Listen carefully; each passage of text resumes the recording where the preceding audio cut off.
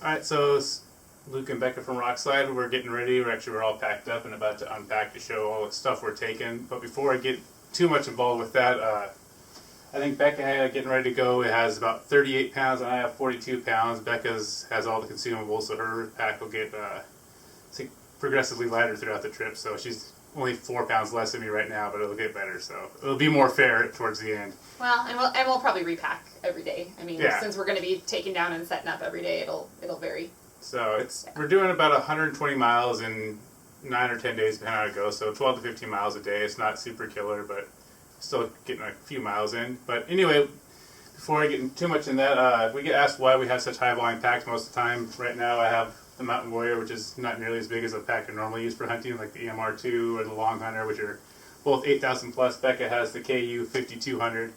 And they're both far from being cubed out because we're just going on a normal backpacking trip, even though we are taking some pretty plush comfort items. But just to kind of show why, normally when we're going hunting, and especially pack raft hunting, it just requires a lot more stuff. Right in here, there's if you count the pack raft, the rifles, the spotting scopes, tripod or binoculars, game bags, paddles, all the life jackets, all that stuff adds up to 54 extra pounds. So you add 54 extra pounds divided by two people, that's another 20 for Becca and 30 for myself. So that's kind of, it's not a whole lot of extra weight. Well, I mean it is, but it's mostly, as you can see, it's a large volume thing. So you have to have space for that, let alone space for an animal. So that's where the EMR2s and everything shine for us. So now we'll just kind of get into what we're taking and why we're taking it. I guess I'll go first and start taking all the crap out of my pack, and we can repack it after the video. Anyway. We'll start off with a tripod mount, or I guess this goes on top of a tripod. That's going to go on top of a trekking pole for getting videos and stuff like that. So I'm going to take a whole tripod, let's take the top and then screw it onto the top of our trekking poles there. So just totally unnecessary unless you wanted to get some video and stuff. We kind of like record what we do. Some GoPro mounts and a GoPro and extra batteries. Here's my Westcomb rain jacket and my Marmot preset pants. So that's pretty much what's all in this one right now. I just got this Mountain Warrior pack. Well, I got it 3 months ago, but I haven't used it yet. I've been doing a lot of pack raft trips, so I've been using the EMR2, so I'm pretty excited to give this one a whirl. So far, I really like this large front pocket. And I've also been starting to like this, how you can open up everything like that. It's pretty slick too. So there's going to be quite a bit of water along the way, so we're probably not going to start off with 6 liters, 3 liters a piece of water every day, but since we're just starting out and we can fill them easily from the faucet here at home, we're going to do that. So that's the water bladder. Becca packed all this stuff. She's going to have to tell me what's in A. So this is one of our food bags. This will be snacks for every day.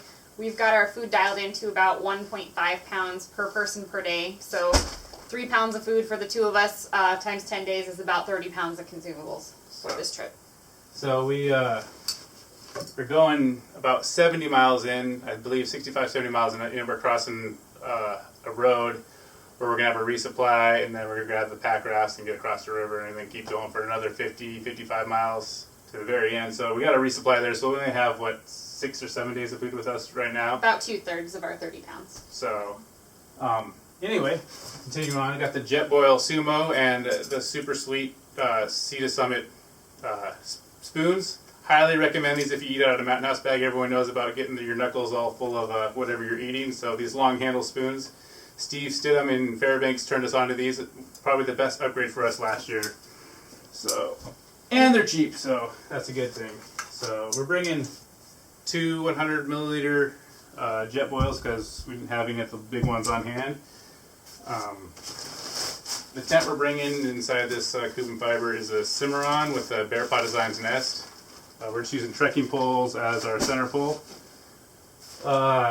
So we are bringing Neo Air short sleeping pads. They're only 4 or 5 feet long. They're not full length. So in order to kind of make up for that, we have brought our chairs. Obviously, having just one longer pad is a lot less weight, but we also like having chairs for hanging around if we get a weather day or don't call it a day early. So we got that, and then at the very bottom We have our accomplice quilt, the pads, and the coupler in here. I think that's about it, Pillow right? bags. And our pillow bags. So, Yeah, so that's what's sleep in my system. pack. Oh, and I got on the waist belt in here pair of gloves, the GPS. And what else do we got? Nothing in there. On the other side, of the belt, I got the bear spray, so we're good there. The top lid. Have our maps, just because it's kind of fun being able to see where we are rather than looking at the tiny little screen. So, got our maps of where we're going, front and back, laminated for waterproof. And I got my binos because while we are just on a hiking trip, we could potentially run into some animals where I like to be able to see them closer because it really bugs me when we're out hiking and they don't know what I'm looking at. So that's pretty frivolous weight that we really don't need for a hiking trip. And then I got my little Possibles Cuban bag that has fire starter, lighter, some Kelty trip tees, and some other goodies in there. So I think that's it for me. So might as well go through what you got going on in yours. So I will be using the KU 5200, and I've used this pack on and off pretty heavily in the last 3 or 4 years. I think we picked it up in 2011. And it's really great for a trip like this because, right out of the gate it only weighs just a few pounds. So. I think it's just over 3 with everything attached to it. Yep. So in my top lid, I've got, I think, sunglasses and a wind shirt.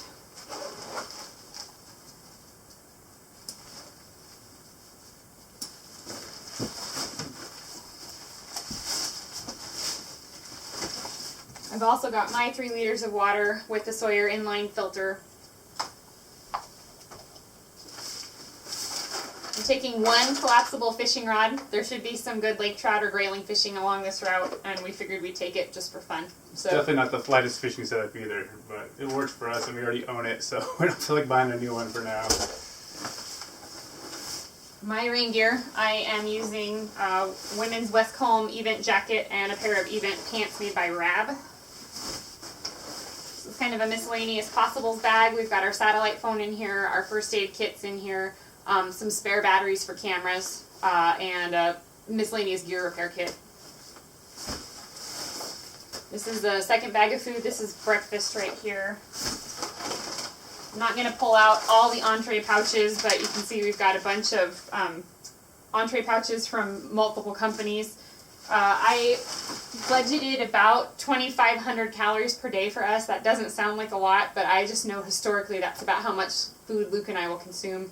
I hauled more for a lot of years, and we always ended up backhauling it. So we haven't gone hungry yet, so, well, unless we purposely left camp and then spiked out. But this is a bag of libations.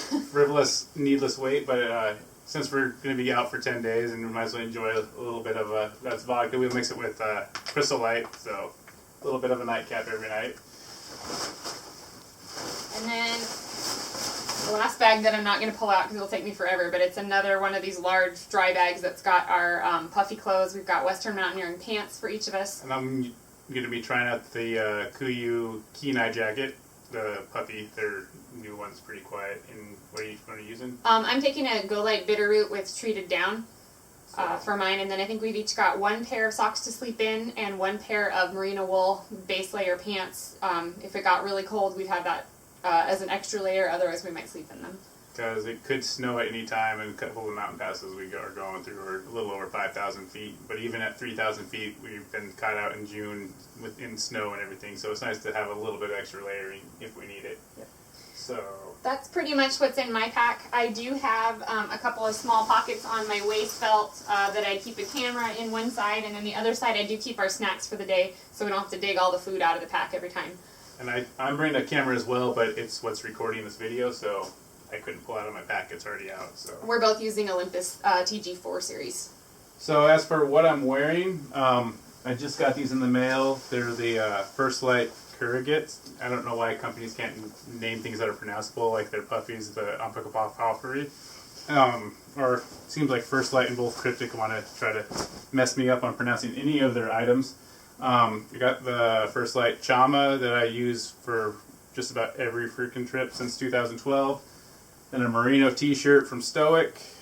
And First Light boxers, and shoes I'm using are some Solomon's Speed Cross 3s, the ugliest version because they were super cheap and on sale, with some gaiters and some neoprene socks. I'm also bringing some merino socks in case the neoprenes don't agree with my feet. So far they have with about, I have about 15 miles on them so far, and they're working just fine, but I'd hate to get 30 miles from the road and be like, wow, these neoprenes suck, and now I wish I had brought my merinos, so. And my clothing system for this trip is fairly parallel to Luke's. I will be using the long sleeve hooded merino. This is from the new First Light women's line. This is the Artemis hoodie. Artemis, nice, okay. The Artemis hoodie. And I have been using this model since sometime last spring, and I've been really pleased with it. I was jealous of Luke's Chama for years. Good on First Light for finally coming out with the women's line that's cut for women. So I'm excited about that. I've got a merino wool t-shirt, sports bra and underwear, also merino, and then I'm using a pair of women's hiking pants made by West Coast Mountaineering. Then I also have Solomon's Speed Cross 3s. We both are running aftermarket insoles in our Solomons. They do add a little bit of torsional rigidity to these shoes, but we pretty much wear these all summer long and just rock the wet feet. So I have 2mm neoprene socks and trail gaiters as well. Alright, so that's what we're taking. Now we gotta load it all back up after we had it such nicely done, so. Oh well, hopefully it'll just help.